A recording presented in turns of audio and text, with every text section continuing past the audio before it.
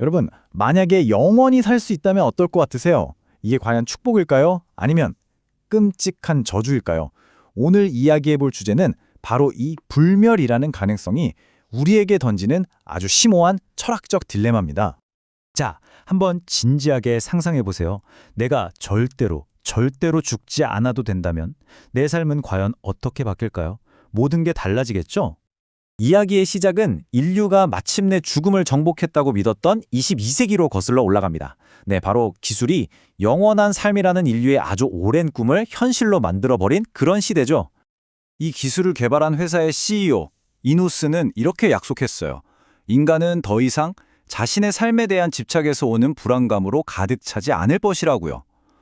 와, 그러니까 죽음에 대한 공포, 삶의 유한함 때문에 느끼는 고통이 완전히 사라지는 그런 유토피아를 꿈꿨던 거죠. 이 모든 걸 가능하게 만든 기술, 그게 바로 디지털 불멸입니다. 개념은 이래요. 인간의 의식을 통째로 혁신적인 분산형 클라우드에 업로드하는 거예요. 그럼 어떻게 될까요? 그렇죠. 우리의 몸, 이 생물학적인 육체는 썩어 없어져도 의식만큼은 영원히 존재할 수 있게 되는 거죠. 그런데 말이죠. 모두가 이 멋진 유토피아를 두 팔 벌려 환영했던 건 아니었습니다. 아주 예상치 못한 곳에서 첫 번째 균열이 생기기 시작하는데요. 바로 이 기술을 만든 장본인 이노스의 아버지가 영원한 삶을 거부하고 나선 겁니다. 이노스는 정말 필사적으로 아버지를 설득해요. 아니, 죽지 않을 방법이 있는데 굳이 존재하지 않는 그 무의 상태로 돌아갈 필요가 있냐고요. 그 절박함이 목소리에서 막 느껴지지 않으세요? 하지만 아버지 로이의 생각은 완전히 달랐습니다. 오히려 삶의 가치는 바로 그 희소성에서 나온다고 딱 잘라 말하죠. 끝이 있다는 걸 알기 때문에 이 한정된 시간 동안 무언가 의미 있는 일을 하려고 애쓰게 된다는 거예요. 와, 정말 흥미로운 관점이죠? 결국 두 사람의 관점은 이렇게 딱 갈리는 겁니다. 아들 이누스는 삶의 의미는 삶 자체가 만드는 거지 죽음이 만드는 게 아니다. 삶을 잃지 않고도 충분히 감수할 수 있다라고 믿었고요. 반면에 아버지 로이는 아니야, 모든 건 끝이 있기 때문에 비로소 의미를 갖는 거다. 끝이 있기에 바로 지금 이 순간이 소중한 거다라고 믿었죠. 이게 바로 이 이야기 전체를 관통하는 핵심적인 철학적 대립 구도입니다. 자, 그렇다면 과연 누구의 말이 맞았을까요? 이누스가 꿈꿨던 유토피아는 정말 실현됐을까요? 이제 시간을 훌쩍 뛰어넘어 수천 년 후의 미래로 가보겠습니다. 영원한 삶이 인류에게 어떤 결과를 가져왔는지 직접 확인해 보시죠. 타임라인을 보세요. 22세기의 인류는 디지털 불멸을 선에 넣습니다. 그런데 정말 놀랍게도 6490년이 되자 인류는 정반대의 기술을 발표해요. 바로 필멸, 즉 죽을 수 있는 권리를 되찾는 기술이죠. 아니, 죽지 않으려고 그토록 노력했는데 이제는 다시 죽으려고 기술을 개발하다니 사회의 목표가 180도 완전히 뒤바뀌어 버린 겁니다. 이 시대 인류, 그러니까 인류로부터 진화한 새로운 디지털 종족 네오스는요, 이제는 원한다고 해도 죽을 수가 없는 존재가 되어버렸어요. 번식도 디지털로 하고 영원히 지속되는 인프라 안에서 살아가죠. 그들의 영원한 삶은 축복이 아니라 벗어날 수 없는 거대한 덫이 되어버린 겁니다. 정말 아이러니하죠? 죽음을 극복하는 게 인류의 가장 큰 숙제였는데 이제 그들의 가장 큰 사회적 문제는 죽음이 아니에요. 오히려 영원함이 주는 끝없는 진부함과 무기력함에서 어떻게든 벗어나는 게 지산 최대의 과제가 된 겁니다. 바로 이 끔찍한 문제를 해결하기 위해 등장한 인물이 있습니다. 그의 이름은 올람. 그는 불멸을 되돌리는, 즉 죽음을 가능하게 하는 기술을 개발하는데요.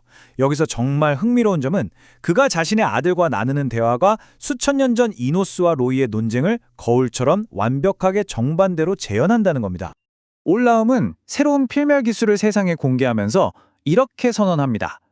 대부분의 경우 상실은 우리에게 사물의 가치를 가르쳐줍니다. 삶은 그 가치를 가르치기 위해 끝나야만 합니다.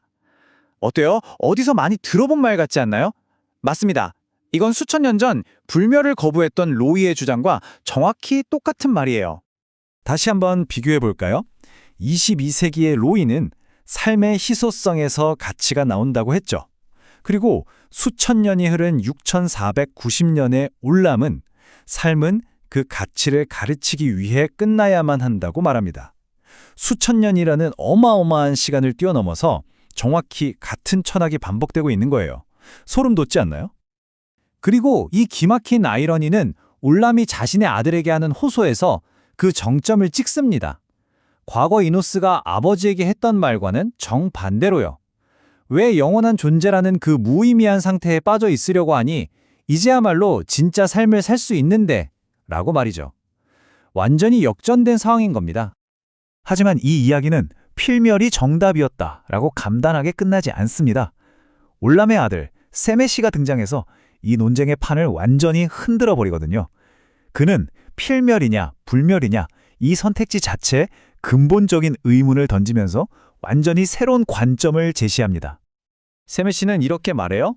아마 필멸도 불멸도 궁극적으로 존재의 문제를 해결하지는 못할 겁니다. 라고요. 그러니까 문제는 둘 중 하나를 선택하는 게 아니라는 거죠. 더 깊은 곳에 진짜 문제가 숨어 있다는 겁니다. 세메시의 철학을 한 문장으로 요약하면 이렇습니다. 어쩌면 의미를 찾는 행위 그 자체가 우리 같은 지각 있는 생명체의 그냥 근본적인 조건일지도 모른다는 거예요. 그게 100년을 살든 10만 년을 살든 그 삶의 길이와는 전혀 상관없이 말이죠. 결국 문제는 삶의 길이가 아니었던 겁니다. 세메시는 이걸 인위적 의미라는 개념으로 설명하는데요. 이게 뭐냐면 우리 같은 존재는 자신이 필멸이든 불멸이든 처한 상황을 어떻게든 합리화하고 견뎌내기 위해서 스스로 의미라는 걸 만들어낸다는 생각이에요. 죽음이 두려워서 불멸에서 의미를 찾고 영원히 지겨워서 필멸에서 의미를 찾는 것처럼요. 결국 이 거대한 딜레마는 다시 우리에게로 돌아옵니다. 자, 여러분께 묻겠습니다. 만약 반드시 선택해야 한다면 당신은 어떤 문제를 감당하시겠습니까? 언젠가 끝난다는 유한함이 주는 불안인가요? 아니면 영원히 끝나지 않는다는 그 영원함이 주는 진부함인가요?